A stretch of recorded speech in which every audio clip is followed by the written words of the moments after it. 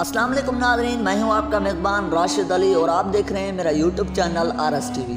Nadreen, कहा जाता है कि हंसाना दुनिया का मुश्किल तरीन काम है, क्योंकि किसी को रुलाया तो बहुत आसानी से जा सकता है, लेकिन दूसरों के चेहरों पर मुस्कुराहटें बिखेरना एक दिक्कत तलब काम है। मगर हम दुनिया के चंद अव्वल दर्जे के मज़ाहिया फनकारों की बात करें तो इस फहरिस्त में चार्ली चैपलिन का नाम हमें सबसे पहले मिलता है, क्योंकि ये फिल्म इंडस्ट्री का एक ऐसा शाहकार था जिसने बगैर बोले ऐसी फनकारी कर दिखाई जिसकी कोई मिसाल नहीं मिलती। यही वजह है कि आज भी दुनिया चार्ली को इस मखसूस अंदाज की वजह से कामरी का बादशाह मानती है। दोस्तों, चार्ली चैपलिन का पूरा नाम सर चार्ल्स स्पेंसर था, जो 16 अप्रैल 1899 को लंदन में पैदा हुआ। अभी बचपन में ही था कि उसके वालिदैन में अलहदगी हो गई, क्योंकि चार्ली का बाप शराब का नशा करता था, इसलिए उसकी मां ने अपने शोहर से कतई ताल्लुक कर लिया। इसलिए चार्ली की याददाश्त में उसके बाप के हवाले से कोई याद नहीं थी। इसकी मां थिएटर की मकबूल अदाकारा थी और वो अपने काम का अच्छा मुआवजा कर लेती थी। यही वजह है कि बचपन का 3.5 साल तक का दौरा नहायत खुशगवार अंदाज में बसर हुआ। चार्ली बचपन से ही बहुत हिसास था और तबीयत की खराबी की बिना पर जब उसकी मां ने थिएटर पर काम करना छोड़ दिया तब जिंदगी उनके लिए आजमाइश बन गई। यहाँ तक कि 3 साल की उम्र में चार्ली ने तकालीफ और मसाइब का सामना करना शुरू कर दिया।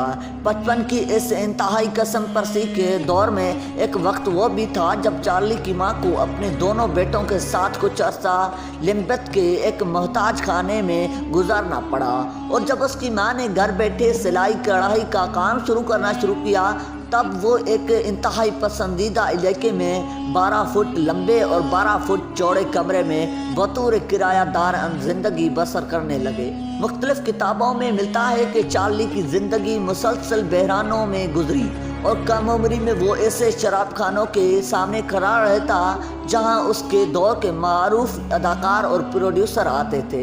कहा जाता है कि चार्ली चैपलिन ने कहा था कि उसे बारिश इसलिए भी पसंद है कि बारिश के दौरान बहते हुए आंसू कोई नहीं देख पाता।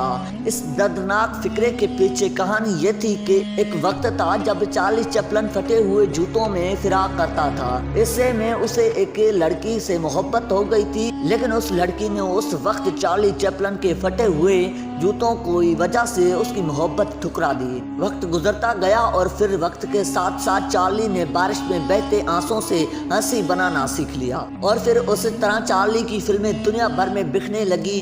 वो जिनके पाँव में फटे हुए जूते नहीं होते थे, वो जिन्हें बारिश में रोने का फन नहीं आता था, वो सब चार्ली की हंसी खरीदने लगे थे। यहाँ तक कि हजारों खूबसूरत लड़कियां चार्ली पे जान निछावर करने लगी। चार्ली ने इस तमाम अरसे में 4 शादियां की और 12 माशके किए, और उन माशकों में लड़कियों के साथ जिनसी खेल भी खेला। इसलिए बाज लोग उसे एक जिनसी दरिंदा भी समझते हैं, जबकि कुछ लोगों का ये भी ख्याल है कि चार्ली ने अपनी ज़िंदगी में फैश फिल्मों में भी काम कर रखा है और उन फिल्मों में काम करने को वो बाय से फ़कत समझता था। इसकी ज़िंदगी पर लिखे गए एक किताब में दर्ज है कि इसकी पहली शादी सन 1918 में मिल्ड्रेड हेयर्ड के साथ हुई, जिसकी उम्र सिर्फ 16 साल थी, जबकि चार्ली की उम्र 19 साल थी।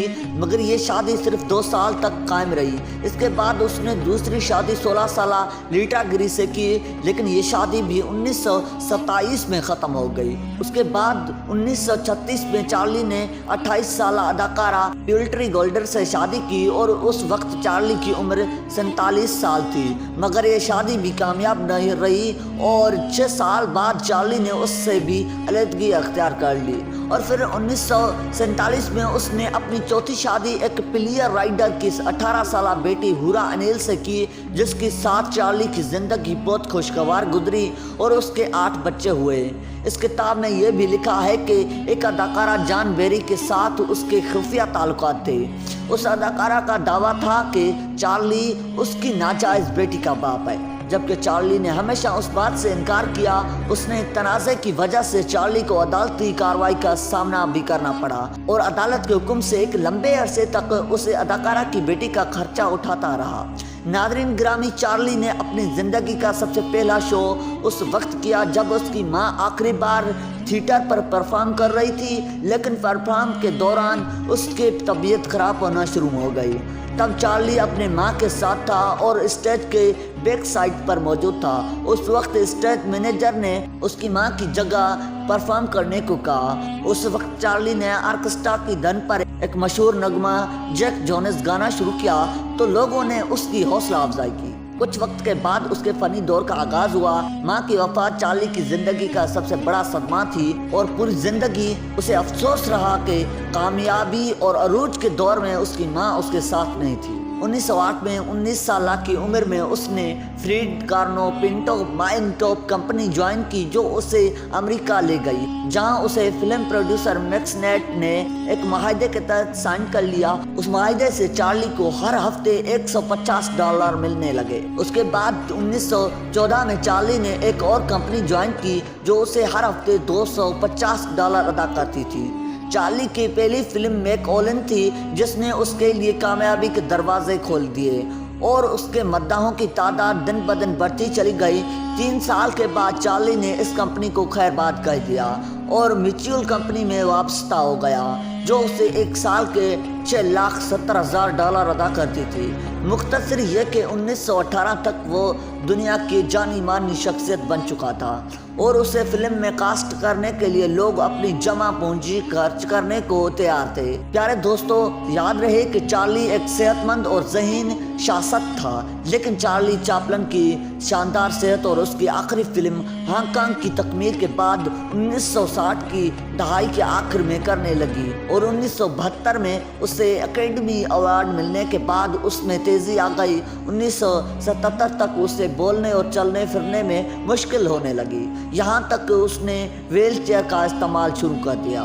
अपनी उम्र के आखिरी अयाम उसने स्विट्जरलैंड में जिनेवा के किनारे गुजारे और फिर 25 दिसंबर को पूरी दुनिया में मौजूद मसीही बिरादरी जब क्रिसमस की खुशियां मना रही थी, तब बदकिस्मती से उसी दिन उस अजीम फनकार का बुलावा आ गया। क्रिसमस के मौके पर जब चार्ली चैपलिन के बिस्तर मरग के करीब बैठे पादरी ने उसे हौसला दिया और कहा कि खुदावंद आपकी रूह पर रहम फरमाए, और उस पर चार्ली ने जवाब दिया जो उसके आखिरी अल्फाज भी थे, क्यों नहीं, ये रूह उसकी तो है। 1977 में क्रिसमस के मौके पर चार्ली के इंतकाल की खबर ने दुनिया को हिला कर रख दिया और दुनिया भर में क्रिसमस की खुशियां गम में तब्दील हो गई। चार्ली चैपलिन को गॉर्सेस वेवी नामी कब्रिस्तान में दफन किया गया। अभी चार्ली चैपलिन को 3 महीने ही गुजरे थे और चार्ली चैपलिन को जाने का गम उसके मद्दाहों के लिए अभी ताज़ा ही था कि उन्हें एक और नाकाबिले बर्दाश्त खबर का सामना करना पड़ा, और वो ये खबर थी कि 1 मार्च 1978 को स्विट्जरलैंड में जिनेवा लीग के मकाम पर अगवा की एक वारदात अमल में आई। स्विस कारीगरों के एक गिरोह से ताल्लुक रखने वाले 2 अगवाकारों ने, जो कि उन दिनों वो दोनों बेरोजगार थे, उन्होंने एक मंसूबे के तहत दुनिया की मशहूर तरीन लाश चुरा ली और वो लाश चार्ली चैपलिन की थी। अगवाकारों ने चार्ली चैपलिन के खानदान से नाजायज तौर पर रकम हमथाने के लिए लाश चुराई थी, जो कि वापस करने के बदले में उन्होंने $6 लाख तलब किए थे। ये सूरत हाल इतनी मज़क्का खेज थी कि चार्ली की किसी फिल्म का हिस्सा मालूम होती थी, लेकिन पुलिस के मुसलसल कोशिशों से ये साजिश नाकाम हो गई और चार्ली चैपलिन को 11 हफ्तों के बाद झील जिनेवा के करीब से बरामद कर लिया गया और चोरों को गिरफ्तार कर लिया गया और फिर चार्ली चैपलिन की लाश को दूसरी जगह गहरी कब्र में दफनाया गया, जबकि कब्र पर 6 फुट की मोटी कंक्रीट की तह डाल दी गई ताकि मुस्तकबिल में कोई दोबारा ऐसी कोशिश न करे। यह भी कहा जाता है कि चार्ली की लाश चुराने वाले कोई और नहीं थे बल्कि उसके अपने ही करीबी रिश्तेदार थे, जो हमेशा उसे गुर्बत के आमिल में देखना चाहते थे, लेकिन जब वो एक नामवर फनकार बन गया तो ये बात उनसे हजम न हुई और नौबत लाश चुराने तक आ गई। जी तो दोस्तों, आज की वीडियो ये थी। उम्मीद है कि वीडियो आपको ज़रूर अच्छी लगी होगी। हमारे चैनल को सब्सक्राइब ज़रूर करें और साथ खड़े बेल आइकन पर ज़रूर दबाएं ताकि हर दुनिया की मुफीद मालूमात सबसे पहले आप तक पहुंच सके। मिलते हैं एक नेक्स्ट वीडियो के साथ, तब तक के लिए अल्लाह हाफिज़।